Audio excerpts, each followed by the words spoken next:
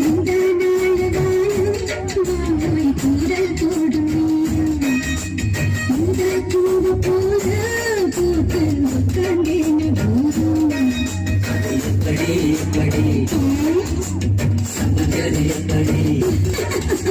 சக்கரவள்ளி கிழங்கு சங்கதி இப்படி